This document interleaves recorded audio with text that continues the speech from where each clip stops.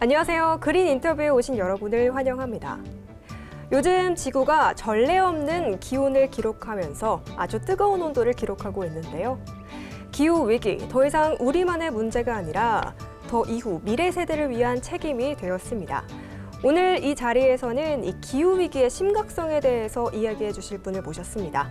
한국에너지공과대학교 오명환 교수님 모시고 이야기 나눠보도록 하겠습니다. 교수님 안녕하세요. 안녕하세요.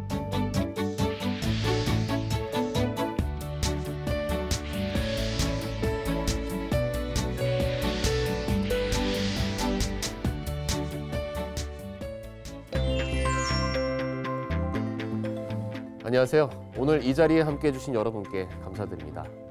오늘은 우리 시대에 가장 시급하고 중요한 문제 중 하나인 기후위기에 대해 이야기해보고자 합니다.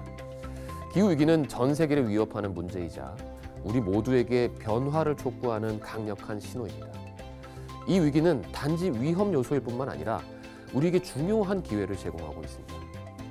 기후위기는 단지 배출량을 줄이고 환경을 보호하는 문제를 넘어서 우리와 지구의 관계를 근본적으로 그리고 새롭게 정립하는 기회입니다.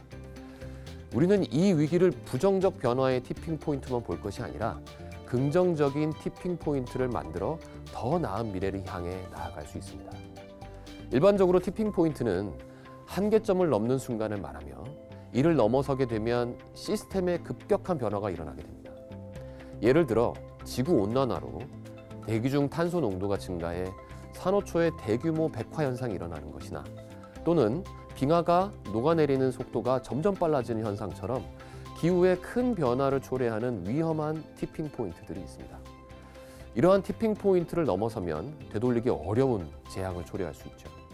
그러나 우리가 만들 수 있는 긍정적인 티핑 포인트도 있습니다. 정책, 기술, 투자, 사회적 행동, 그리고 대중의 인식 변화가 서로 연결되어 지속 가능한 미래를 이끌 수 있는 긍정적인 티핑 포인트를 만들어낼 수도 있습니다. 정책은 사회의 행동을 이끄는 중요한 요소입니다. 예를 들어 미국의 아르파2라고 하는 연구 과제는 정부와 산업계 그리고 연구기관이 협력하는 산학연 컨소시엄 형태로 진행되면서 기후기술 개발이 연구실을 넘어서 상용화로 이어지는 시간을 크게 단축했습니다. 이러한 정부의 연구개발 정책은 기술 혁신과 정책적 지원 그리고 투자가 서로 유기적으로 연결돼서 강력한 시너지를 발휘한 사례라고 할 수 있습니다. 탄소 배출권 거래제와 탄소 국경세 역시 세계적으로 채택되고 있는 중요한 정책적인 도구로서 기업들이 경쟁력을 잃지 않기 위해 재생에너지를 도입하고 탄소 저감 기술을 도입하게끔 유도하고 있습니다. 이러한 정책은 기업들이 지속 가능한 경영을 할 수 있는 기반을 마련해주고 있습니다. 둘째로 투자와 그린 금융이 있습니다. 투자 역시 중요한 역할을 합니다. 유럽의 EIB라고 하는 유럽투자은행은 2030년까지 1조 유로의 기후금융을 목표로 하고 있으며 이를 통해 수많은 재생에너지 프로젝트가 빠르게 상용화되고 있습니다. 그린 반도와 같은 금융 메커니즘도 활성화되면서 탄소 중립을 목표로 하는 기업들이 필요한 자본을 쉽게 조달할 수 있게 되었습니다. 이러한 투자와 금융 지원은 단순히 문제 해결을 넘어서 기후기술의 빠른 확산과 경제적 성장의 기회를 제공합니다. 셋째로 기술 혁신이 있습니다. 기후기술의 발전은 지속 가능성을 실현하는 데 필수적이라고 할 수 있는데요. 최근 탄소를 포집해 연료로 전환하는 CCU 기술은 기후변화 대응에 새로운 가능성을 열어주고 있습니다. 또 전 세계적으로 관심을 모으고 있는 수소에너지 기술 역시 산업계의 탈탄소화를 가속화하는 중요한 기술들입니다. 일본의 토요타는 수소차 상용화를 통해서 자동차 산업의 탈탄소화를 선도했었고 또 미국의 기업들도 수소 인프라 구축에 투자하면서 탈탄소화를 실현해가고 있습니다. 그리고 정부는 학계와의 끊임없는 소통을 통해 어떤 기술이 기후위기 상황에서 가장 효율적일지 탐색을 해가며 방향성을 조정해 나가야 합니다. 이러한 혁신 기술들은 기후위기 극복에 핵심적인 역할을 하고 있습니다. 그리고 넷째로 기업의 책임과 산업의 변화가 있습니다. 기업은 기후변화에 중요한 역할을 미치는 만큼 큰 책임을 가지고 있다고 할 수 있습니다. 예를 들어 애플은 자사 공급망에서 탄소 중립을 달성하겠다는 목표를 설정했었고, 이를 위해 공급업체들과 협력하며 재생에너지를 사용하도록 유도하고 있습니다. 또한 유럽의 많은 자동차 제조업체들은 2035년까지 내연기관 차량 판매를 중단하고 전기차로 전환하기 위한 계획을 세웠습니다. 이러한 변화는 단순히 기업의 이익을 넘어서 사회와 환경에 긍정적인 영향을 미치고 있으며 지속 가능성을 중시하는 소비자들과 기업들이 함께 만들어가는 그러한 긍정적인 변화를 이끌어냅니다. 마지막으로 중요한 요소는 대중의 인식과 행동입니다. 기후 행동은 단지 정부나 기업만의 몫이 아닙니다. 각 개인이 일상에서 실천하는 작은 행동들이 모여서 큰 변화를 만들어낼 수 있습니다. 예를 들어 프랑스에서는 환경 보호를 위해 제로 웨이스트 캠페인이 활성화되어 대중이 일회용품 사용을 줄이고 재사용 가능한 제품을 선택하도록 유도하고 있습니다. 이와 같은 행동 변화는 사회 전반에 걸쳐 지속 가능성을 내재화하게 만드는 데 중요한 역할을 한다고 할 수 있습니다. 또한 대중의 인식이 높아지면서 정부와 기업의 정책에도 영향을 미치며 환경을 위한 다양한 행동들이 실제로 실천될 수 있도록 돕고 있습니다. 이제는 각 분야가 유기적으로 연계되어 더 나은 변화를 이끄는 긍정적인 티핑 포인트를 만들어야 할 때입니다. 정책이 환경을 보호하고 금융이 지속 가능한 프로젝트를 지원하며 혁신 기술이 문제 해결을 앞당기고 기업이 책임을 다하고 대중이 기후 행동에 참여할 때 우리는 지속 가능한 미래로 나아갈 수 있습니다. 기후 위기를 단지 위협으로 볼 것이 아니라 더 나은 미래를 창조하는 기회로 바라봅시다. 이러한 변화는 우리가 단지 살아남기 위한 것이 아니라 우리와 다음 세대가 더 풍요로운 삶을 살아갈 수 있는 발판을 마련하게 될 것입니다. 그래서 함께 노력한다면 이 여정은 가능할 것이며 더 나은 미래를 위한 우리의 약속이 될 것입니다. 감사합니다. 네, 강연 너무 잘 들었습니다, 교수님. 기후위기가 정말 심각해지고 있는 상황 같은데요. 기후위기 지금 현재 얼만큼 심각한 상황일 걸까요? 이제는 기후가 얼마나 심각해지고 있는지에 대해서 대중 여러분께 제가 말씀을 드릴 필요도 없을 것 같아요. 너무 심각해지고 있죠. 최근 새해 동안에 네. 여름을 거쳐오면서 아마 실감하셨을 텐데요.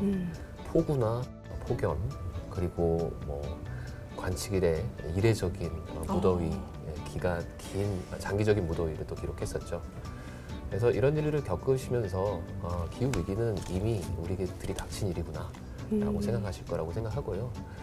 그리고 원래는 2050년 정도까지 우리가 이 지구의 평균 온도를 1.5도 정도까지만, 그러니까 산업화 기원 이후로 1.5도 정도까지만 상승시켜보자 이런 목표를 가졌었는데 이미 저희가 한 2030년을 지날 때 1.5도를 넘을 거라고 합니다. 굉장히 온도가 높아지는 거네요. 그렇습니다. 정말 심각해지고 있는 상황 같은데요. 기후 위기를 극복하기 위해서 저희가 좀 중요하게 생각해야 되는 가치가 따로 있을까요? 제 생각에는 지속 가능성의 가치를 둬야 된다고 생각하고요. 지속 가능성이요? 네. 그러니까 일반적으로는 경제성을 먼저 생각하게 되죠. 그렇죠. 성장을 생각하게 되는데 사실 지속 가능성은 멀리 보면 오히려 경제적인 효과를 창출하기도 하고 그리고 사회와 그리고 경제의 이 안정성을 가져다 줍니다. 그래서 결국에는 이 생존뿐만 아니라 번영으로 이어지는 그런 가치라고 생각합니다. 그렇군요. 기후 위기를 좀 근본적으로 해결하려면 어떤 게 필요한가요? 기후 위기의 근본적인 문제들이 어디서 발생하는지 먼저 파악을 해야 되겠죠. 네. 예를 들면 지구 시스템은 태양으로부터 대부분의 에너지가 들어오고요. 그리고 거기서 들어오는 에너지를 가지고 이 생태계는 이 탄소라고 하는 것과 그것과 함께 에너지를 순환을 시킵니다. 그 과정에서 발생한 에너지들, 대부분의 에너지가 지구에 들어온 만큼 또 바깥으로 빠져나가게 되는데요. 그렇기 때문에 지구가 온도가 더 올라간다거나 더워지지 않는 것이었습니다. 네. 그런데 우리가 이 이산화탄소의 대기 중 농도가 올라가게 되면서 기온이 상승하게 됐고요. 그리고 결국 그것은 인류가 이러한 탄소 순환과 에너지 순환의 시스템을 일종의 불균형을 초래했다라고 생각을 할 수 있습니다. 그래서 여러분도 체감하셨던 것처럼 기후 위기는 사실 우리가 이미 직면한 일이거든요. 혹독한 날씨들이 나타나고 있습니다. 그래서 기후 위기의 근본 원인을 제거하는 기후 대응 기술만큼이나 네. 우리가 혹독한 기후 속에서 살아남기 위한 기후 적응 기술도 필요하다고 할 수 있는데요. 기후 적응 기술이요? 예. 그건 무엇인가요?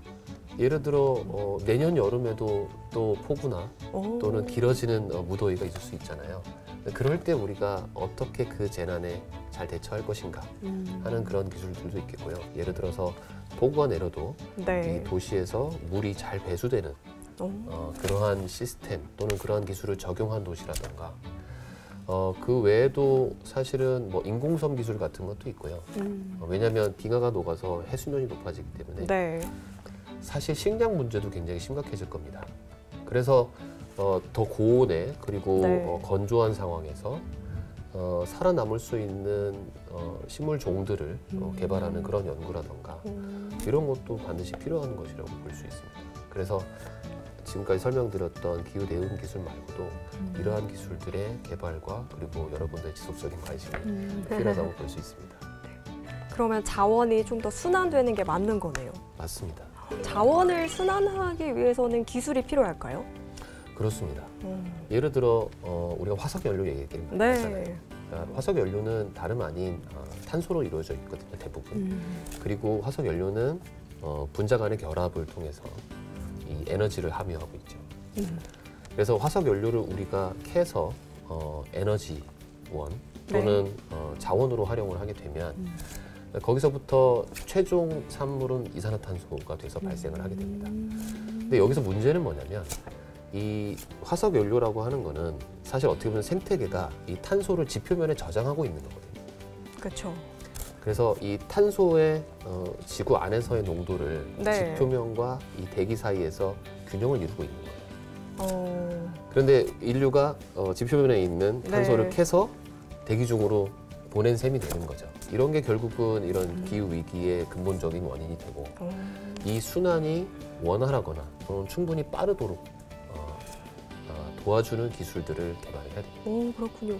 이를 위한 기술 개발에도 조금 힘써 주시고 계신 걸까요, 교수님?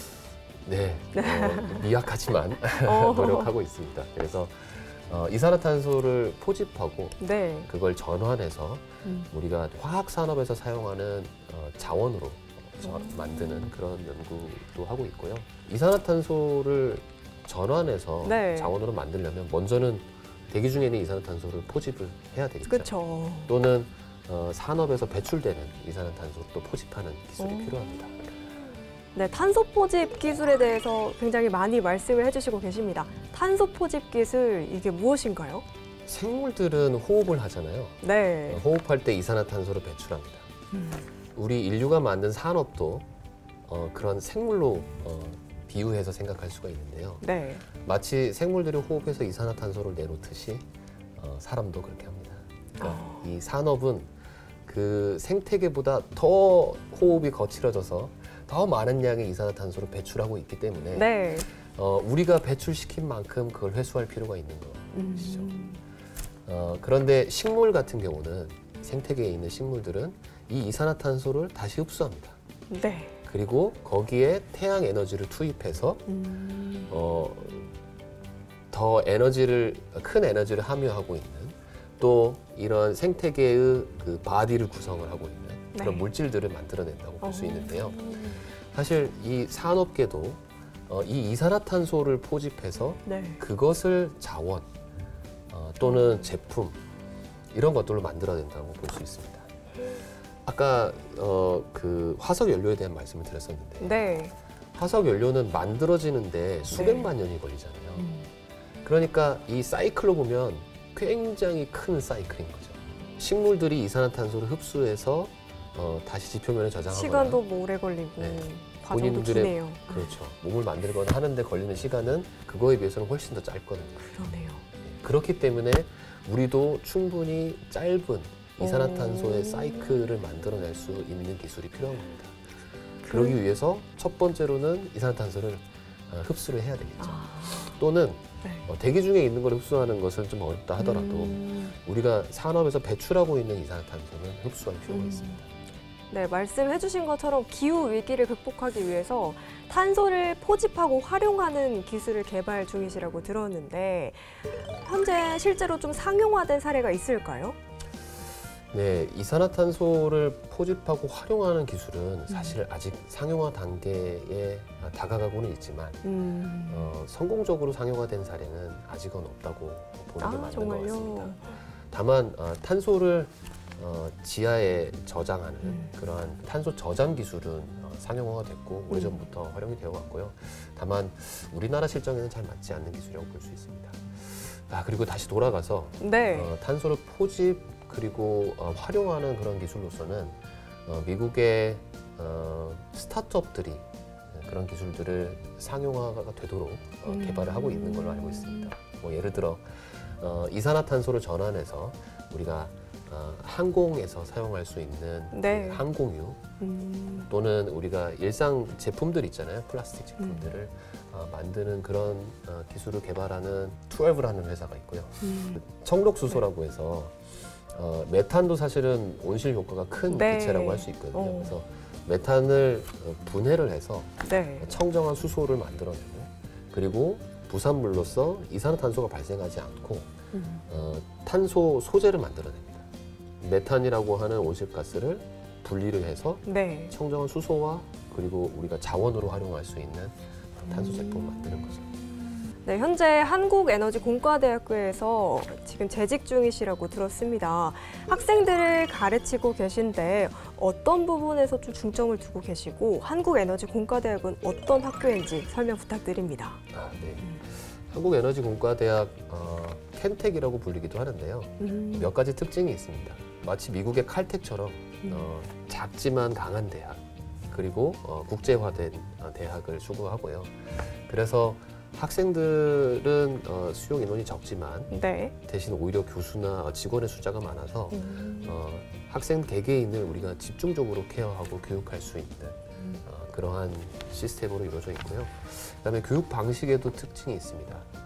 학생들이 수업에서 배우는 지식이 어떻게 적용되는지 그걸 알면서 배울 수 있도록 그리고 서로 다른 지식들이 어떻게 연계돼서 이 학생들이 문제를 해결하는 데 도움이 되는지 네. 이런 것들을 집중적으로 교육하는 탐구 중심 학습 또는 프로젝트 중심의 학습을 택하고 네. 교육 방식으로 택하고 있습니다.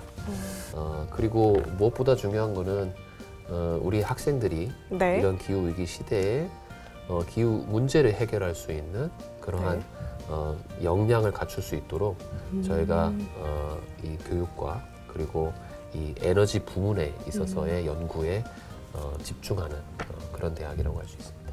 관련해서 기후기술 프로젝트를 꾸준히 진행하고 계신 건가요? 저희 트랙 구성을 말씀드리면 좋을 것 같은데요. 네. 저희 에너지공학부 안에 5개의 트랙이 있습니다. 5개의 트랙이요. 네. 그래서 하나는 에너지 AI.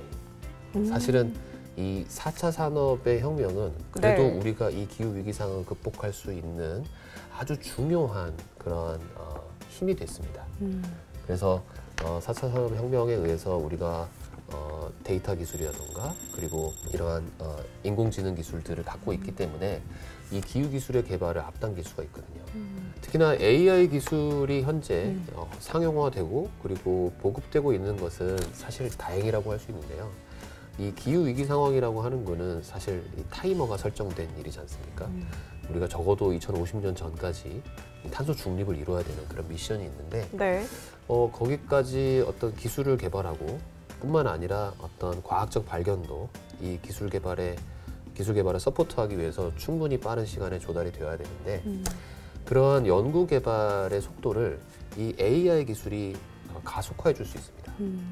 기존에는 뭔가 어떤 재료가 네. 이러한 기후 기술을 개발하는 데 있어서 가장 좋은 재료일까 이런 것들을 탐색할 때 우리는 일일이 실험을 해보고 그리고 그것 때문에 많은 인력들이 투입이 되어야 했거든요. 그래서 시간도 오래 걸리고 노력도 많이 드는 그러한 R&D 과정이 있었는데 이 AI는 스스로 탐색을 해주고요. 그 다음에 스스로 장비를 운영을 해서 실험을 하는 AI도 있습니다. 뿐만 아니라 우리가 굉장히 큰 이 과학적 데이터들을 보유하고 있는데 그 안에서 우리 기후 기술에 필요한 데이터들만 선별해서 우리한테 알려주는 그런 역할도 하거든요. 그래서 이것 때문에 어쩌면 우리가 탄소 중립과 같은 이 기후 위기를 극복하는 미션을 달성할 수 있지 않을까 이런 생각이 듭니다. 그리고 사실 이 기후 변화를 모니터링하는 것도 굉장히 중요하잖아요. 네. 그래서 뭐 예를 들어 IBM 같은 경우는 고해상도로 인공위성 촬영을 이용해서 이러한 기후 변화 상황을 모니터링하는 그런 서비스를 제공하고 네. 있기도 하거든요. 그런 만큼 사실은 이 기후 위기 상황에 핵심적인 역할을 하는 그러한 기술이라고 볼 수 있습니다. AI와 그리고 데이터 기술입니다. AI와 데이터 기술이 같이 동반되어야 더 많은 기후 위기 해결에 빨리 다가갈 수 있다라고 말씀해 주신 것 같습니다. 맞습니다. 또 하나는 에너지 네트워크가 중요하거든요. 그러니까 생산된 에너지를 우리가 보급하는 그 시스템이 굉장히 중요합니다. 그런데 기후 위기 상황을 극복하기 위해서는 네. 재생에너지원을 가능한 그 비중을 늘려야 되고요. 그리고 분산화가 필요합니다. 분산화요. 네. 그래서 마이크로 그리드라고 해서 네. 이 발전원들을 중심으로 어떠한 도메인들이 서로 흩어져 있게 만들어야 되고요. 그리고 그것들은 결국은 에너지를 주고 받아야 되기 때문에 또 다시 연결시켜야 됩니다. 제가 이게 조금 어려운 기술들 중 하나네요. 맞습니다. 그리고 재생에너지원들은 변동성이 심하기 네. 때문에 그것에 맞춰서 에너지 효율성을 극대화하기 위한 그런 컨트롤도 필요한데요. 그래서 이 네트워크 시스템을 어떻게 디자인할 것이며 그리고 어떻게 운영할 것인가를 고민하는 또 그런 트랙이 있습니다. 그래서 이것도 역시 기후 위기를 극복하는 데 중요한 기술이라고 볼 수 있고요. 또 하나는 뭐 에너지 신소재, 그리고 또 다른 하나는 수소 에너지, 그리고 또 하나가 아까 말씀드렸던 탄소 순환과 탄소순환. 그리고 자원 순환에 관한 뭐 CCU 같은 CCUS 기술 네, 같은 것을 네. 연구하고 또 교육하는 그런 트랙이 있습니다. 한국에너지공과대학교 말고도 다른 곳에서 연구를 하시는 분들이 많으실까요?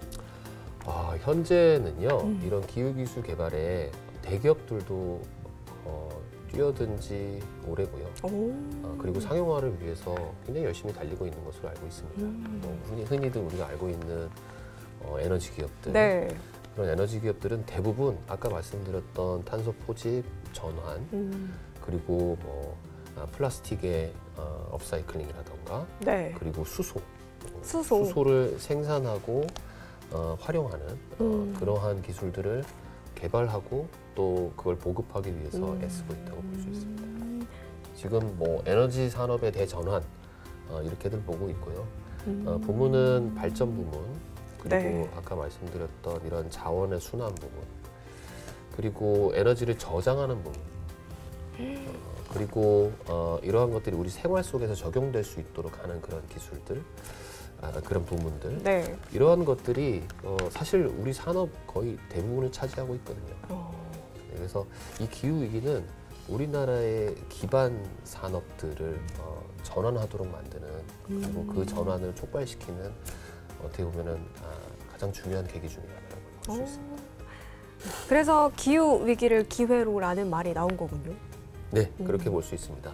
사실은 어쩌면 이 네. 산업이 초기에 발달할 때부터 우리가 이 지속 가능성의 필요성을 체감하고 발달시켜 왔다면, 그러면은 지금 우리가 개발하고 있는 기술들, 그리고 이 인류 사회 전체가 이 지구 환경을 지속하는데 맞춰서 행동하는 방식으로 개발해 왔겠죠. 그러니까 어쩌면 우리가 처음부터 했어야 되는 행동이라고 볼 수 있습니다. 이제는 우리가 네. 이 기후 위기를 체감했기 때문에 가장 우리의 존속과 번영에 잘 맞는 방식으로 기술들을 개발하고 또 사회 시스템을 개선해 나가야 되는 그러한 기회라고 볼 수 있습니다. 강연에서도 작은 변화가 큰 변화를 만든다 이렇게 말씀을 해주셨잖아요. 네. 맞습니다. 사실 우리 생태계도 보면요, 굉장히 다양한 생물 종들이 있잖아요. 그리고 각 생물 종들이 그 다양성을 바탕으로 이 생태계와 그리고 기후를 결정하는 어떤 역할들을 하고 있습니다. 마찬가지로 아까 우리 인류 사회 그리고 산업도 계속해서 탄소를 배출해내고 그리고 네. 이 버려지는 자원들을 만들어내고 하잖아요. 그러한 하나의 이 사회 시스템 또는 우리 인류라고 하는 이 시스템으로서 우리는 각자 거기에 어느 정도는 기여를 하고 있다고 볼 수 있거든요. 우리가 날마다 버리는 쓰레기들 그리고 네. 우리가 아끼지 않아서 네. 아끼지 않았던 물 이런 것들로 우리는 사실은 이 기후 변화에 다들 기여를 하고 있다고 볼 수 있습니다. 아끼지 않았던 물로 기후 변화에 맞습니다. 네, 우리가 생활 속에서 행동하는 많은 부분들이 네. 결국은 이 기후 변화에 일조하고 있다고 볼 수 있는 거죠. 그렇기 때문에 네. 우리 구성원 하나하나의 그 작은 실천과 행동의 변화는 결국은 우리 전체 인류로서 큰 변화를 만들어낸다고 볼 수 있습니다. 맞습니다. 저도 그렇게 생각합니다, 교수님. 작은 실천부터 동반이 돼야 되죠. 사실 대중분들께서는 기후 기술이 무엇인지에 대해서 정확히 알지 못하는 분들이 많으세요. 대중들의 인식 전환을 위해서 어떤 식으로 노력을 하는 게 좋을까요? 먼저는 이 기후 위기의 원인이 뭐고 현재 어떤 변화가 있는지 대중들에게 알리는 게 중요할 것 같고요. 네. 그리고 그 원인이 뭔지 알게 되면 사실 우리가 실천해야 되는 것들을 깨닫게 될 겁니다. 어쩌면 우리가 오랫동안 사회적 캠페인으로서 대중들에게 인식시켜주고 그리고 대중들의 행동을 바꾸려고 했던 것들이 다 관련이 있거든요. 사실 우리가 뭐 플라스틱을 재활용해야 되고 그리고 뭐 전기를 아껴 써야 되고 네.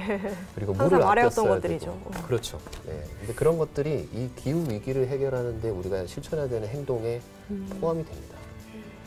대중들이 어떤 행동을 해야 되는지에 대해서 우리가 알리는 것은 기존에 했던 방식을 채택하면 되기 때문에 그렇게 어려울 것 같지는 않고요. 다만 그거를 잘 보조하는 그러한 기술의 보급이라던가 네. 사회적 시스템 또는 인프라의 구축이 필요하다고 생각이 듭니다. 마지막으로 이 기후 위기를 기회로 전환하기 위해서 우리가 좀 우선시해야 되는 가치 그리고 실천 방향에 대해서 조언 부탁드립니다. 대부분은 먼저 말씀드렸던 것 같고요. 하지만 한 가지 빠뜨린 거라면 교육인 것 같아요. 교육이요? 네. 사실 한국에너지공과대학이 탄생하게 된 것도 네. 이 에너지 대전환 시기에 부응하기 위해서 우리가 에너지 교육과 연구에 힘쓰는 그런 기관이 필요하다 생각해서 만들어진 거거든요. 그래서 자라나는 미래 세대들은 사실은 더 심각한 기후 위기 상황에서 네. 생존해야 하지 않습니까? 맞습니다. 그렇기 때문에 이러한 우리가 생활 속에서 실천해야 되는 작은 행동들 그리고 이러한 기후 위기 상황이 도대체 무엇인지 그리고 앞으로는 어떻게 전개될 것인지에 대해서 이 친구들도 모니터링하고 학습하고 그리고 여기서 어떻게 대처해 나가야 될지 그러한 문제 해결 능력을 갖추는 그런 교육이 필요하다고 생각을 합니다. 네, 오늘도 이렇게 귀한 시간 내주셔서 감사합니다, 교수님. 네, 감사합니다. 네, 오늘도 오명환 교수님과 함께 기후위기와 지속가능성에 대해서 알아보는 시간 마련했습니다. 진정한 지속가능성을 추구할 때 우리가 바라는 미래가 열리지 않을까 생각합니다. 저희는 다음 이 시간에 뵙도록 하겠습니다. 고맙습니다.